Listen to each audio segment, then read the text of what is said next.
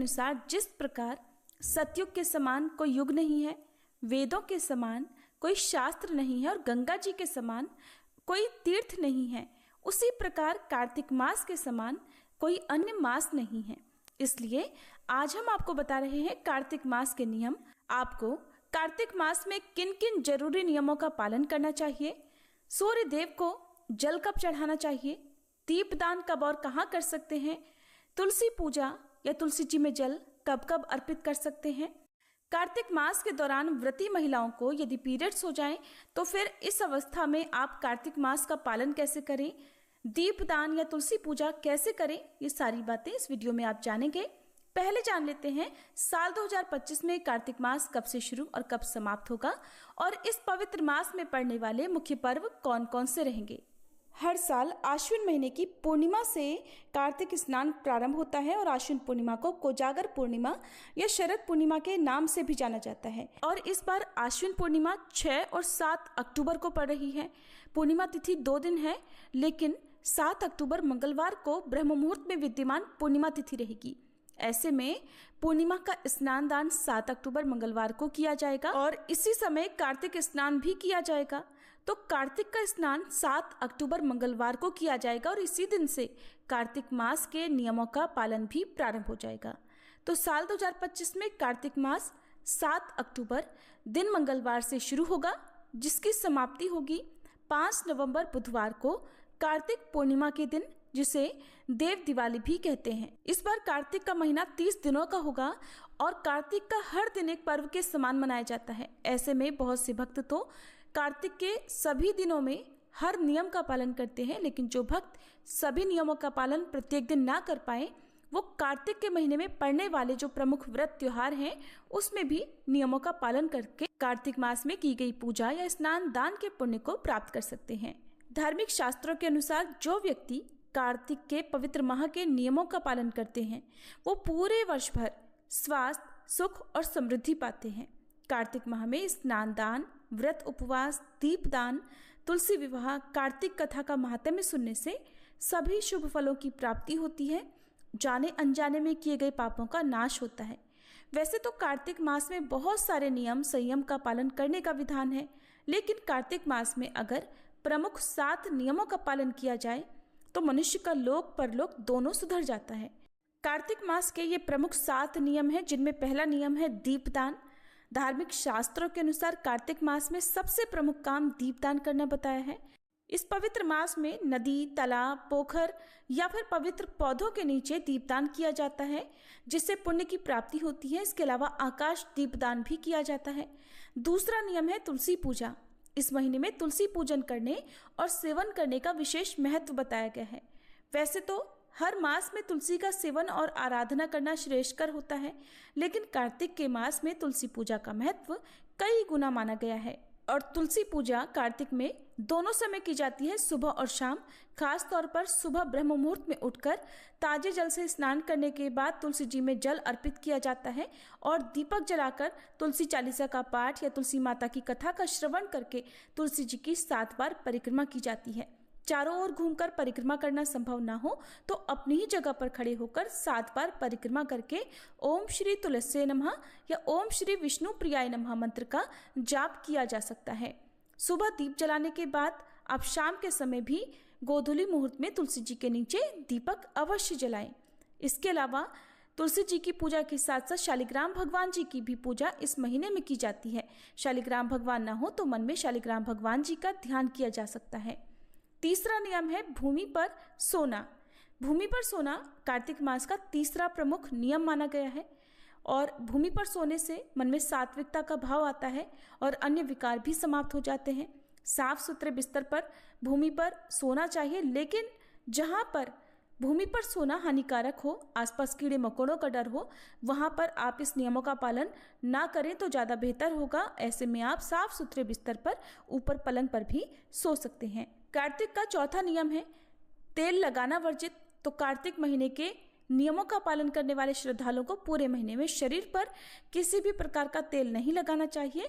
पूरे महीने में केवल एक दिन कार्तिक कृष्ण चतुर्दशी के दिन यानी नरक चतुर्दशी के दिन शरीर पर तेल लगाकर फिर सुबह ब्रह्म मुहूर्त में स्नान किया जाता है, जिसे अभ्यंग स्नान कहते हैं।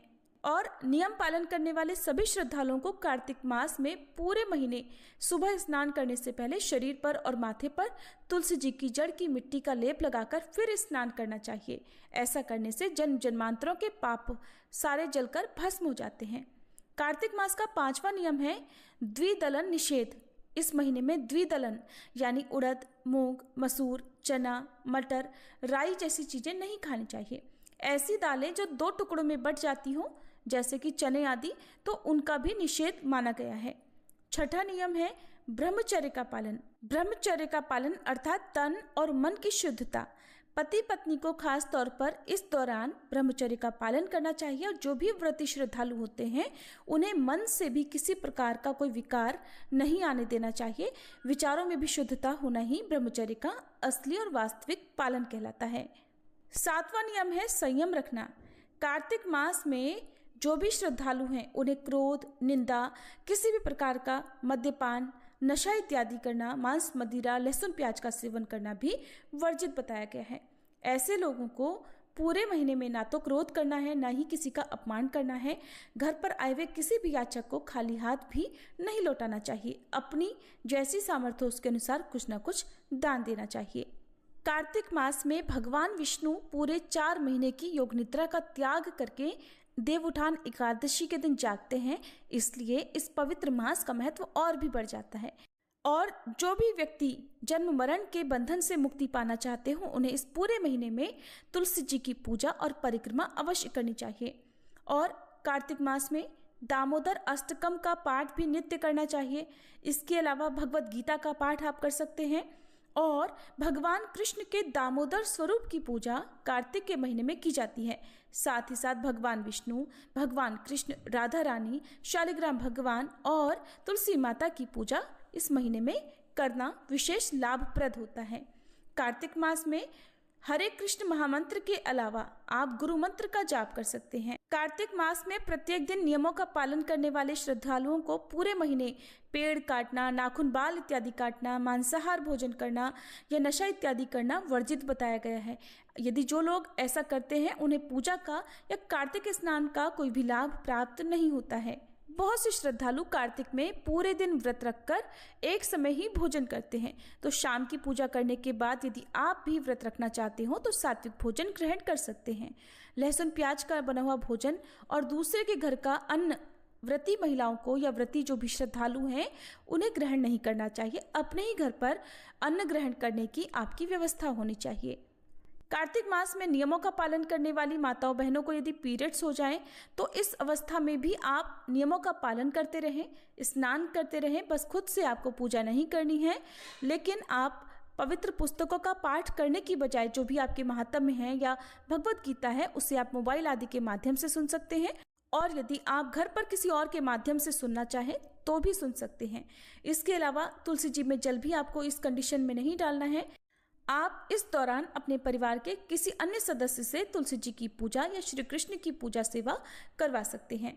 ध्यान रखें, तुलसी जी में एकादशी, अमावस्या, संक्रांति और रविवार के दिन जल नहीं चढ़ाया जाता है, लेकिन पूजा सभी दिनों में की जाती है। दीपदान प्रत्येक दिन में किया जाता है।